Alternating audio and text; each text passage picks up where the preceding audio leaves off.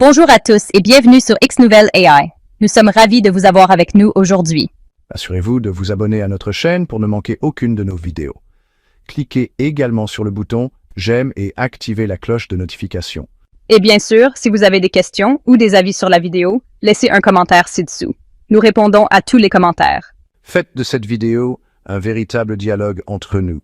Nous voulons entendre vos pensées et vos opinions.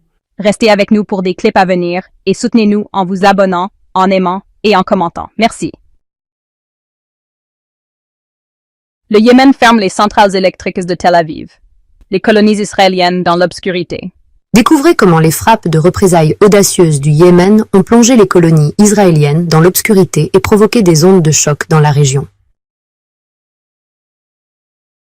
Dans cette vidéo, nous explorons l'escalade du conflit, le ciblage stratégique des infrastructures israéliennes par le Yémen et les implications pour la politique mondiale. Oui, nous allons analyser comment ces actions affectent les dynamiques régionales et internationales, et ce que cela signifie pour l'avenir. Découvrez les frappes de missiles qui ont endommagé les centrales électriques de Tel Aviv et d'Ashkelon, les réponses militaires d'Israël et l'impact plus large sur les intérêts occidentaux. Restez informés des derniers développements et de ce que cela signifie pour l'avenir de la géopolitique du Moyen-Orient. Le Yémen détruit les centrales électriques de Tel Aviv. Israël dans l'obscurité des missiles Houthis.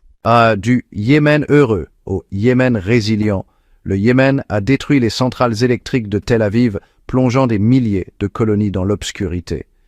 Avec une dizaine de blessés signalés, le Yémen a, pour le deuxième jour consécutif, ciblé le cœur de Tel Aviv avec des missiles balistiques. Des experts hébreux proposent des solutions à Netanyahou depuis l'Éthiopie, mais quelle est la prochaine étape? Netanyahou a récemment annoncé son intention de détruire toutes les plateformes de défense antimissiles. Mais la Knesset israélienne a averti que le Yémen n'est pas comme les autres fronts.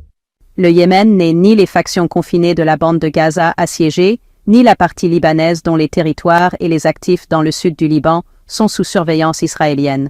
Par conséquent, Netanyahou s'est tourné vers le vieux dirigeant de la Maison-Blanche pour trouver des solutions à ce dilemme.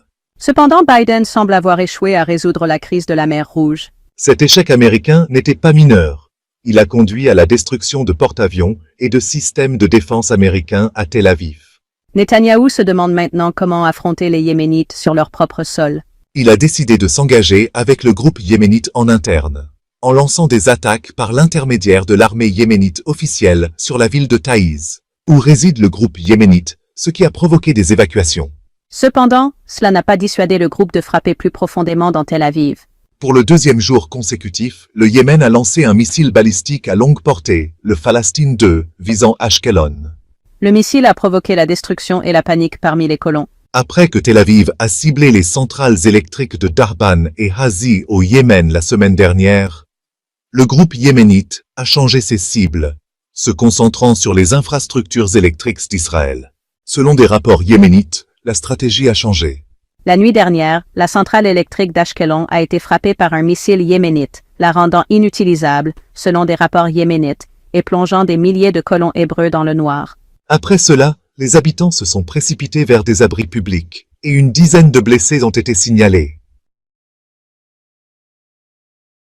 Des rapports hébreux ont confirmé que les systèmes de défense antimissiles d'Israël n'ont pas réussi à détecter ou à intercepter le missile yéménite. Oui, c'est vrai. Les systèmes de défense, souvent considérés comme parmi les plus avancés au monde, ont échoué face à cette attaque. Cela soulève de sérieuses questions sur la capacité d'Israël à protéger ses citoyens contre de futures menaces similaires. Absolument. La situation est devenue critique, et les autorités devront revoir leur stratégie de défense pour éviter de tels échecs à l'avenir. Le Yémen semble avoir identifié des vulnérabilités dans les défenses de Tel Aviv, exploitant ces faiblesses par des frappes intensifiées. Les journaux israéliens ont commencé à avertir que les plans changeants du Yémen constituent une menace croissante pour Tel Aviv, suscitant une inquiétude importante au sein du gouvernement israélien. Les analystes prédisent que les forces yéménites pourraient cibler les usines de dessalement de Tel Aviv, paralysant encore davantage les infrastructures de Netanyahou, le laissant ainsi que ses alliés occidentaux impuissants face au groupe yéménite. Dans une interview accordée à CNN, le journaliste américain Seymour Hersh a fait remarquer que les forces yéménites ont surpassé le Pentagone américain en matière de motivation de leurs troupes.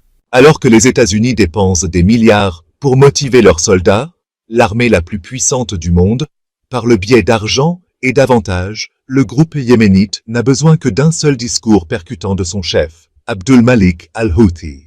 Cela met en évidence l'avantage du Yémen sur les États-Unis.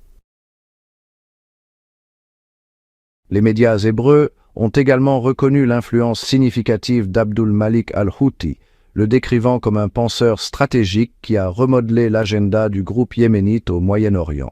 Oui, c'est vrai, Abdul Malik al-Houthi a vraiment redéfini le paysage stratégique de la région.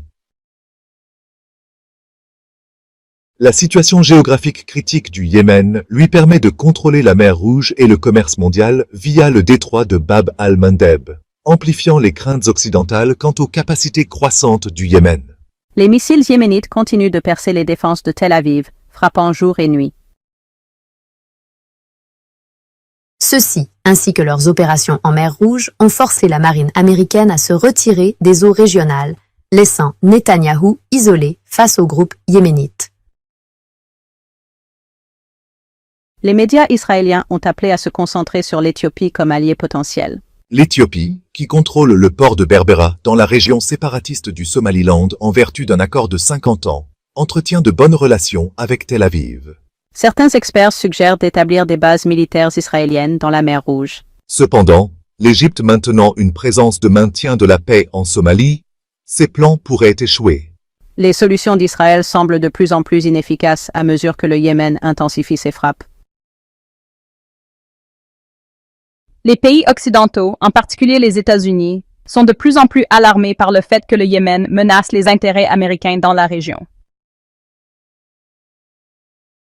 Alors que Donald Trump est sur le point de prendre ses fonctions en janvier, les messages yéménites ont averti les États-Unis, par l'intermédiaire de l'Arabie saoudite, que l'Amérique ne pouvait pas se permettre de se battre pour la paix. Les bases et les intérêts des Houthis au Moyen-Orient pourraient être à portée de leurs missiles. Cela inclut la raffinerie de pétrole d'Aramco en Arabie saoudite, qui pourrait avoir de graves répercussions sur l'économie mondiale si elle était ciblée. La coopération du Yémen avec les factions irakiennes pourrait également conduire à des frappes contre des bases et des champs pétroliers américains en Irak, en Syrie et au Qatar. Oui, cela pourrait vraiment changer la donne dans la région, augmentant encore les tensions déjà existantes. Alors que l'influence du groupe yéménite grandit, la question demeure, mettront-ils leurs menaces à exécution et déclareront-ils une guerre mondiale? Le Yémen détruit les centrales électriques de Tel Aviv, Israël, plongées dans l'obscurité par les missiles Houthis. Le Yémen, autrefois connu sous le nom de Yémen heureux, s'est transformé en Yémen rebelle. Dans une frappe de représailles audacieuse, le Yémen a détruit les centrales électriques de Tel Aviv, plongeant des milliers de colonies israéliennes dans l'obscurité. Pour le deuxième jour consécutif, les missiles balistiques yéménites ont ciblé le cœur de Tel Aviv, faisant au moins 10 blessés.